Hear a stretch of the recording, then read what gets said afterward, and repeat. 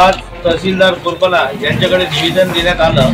जे ऑगस्ट सप्टेंबरमध्ये अतिवृष्टी झाली आहे, त्यामुळे कपाशीवर, सोयाबीनवर, मूग डाळवर जो काही परिणाम झाला त्यामध्ये शेतकऱ्याचं अत्यंत नुकसान झालं।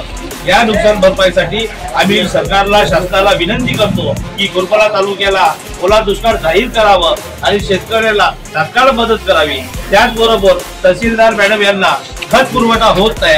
युरिया खताचा तुटवडा असल्यामुळे कास्तकार शेतकरी चिंतेत आहे। त्यांना कृषी केंद्रामध्ये गेल्यानंतर कुठल्या तरी विविध प्रकारचे औषध घेण्यासाठी कृषी केंद्राकडून जोर जबरदस्ती केल्या जाते।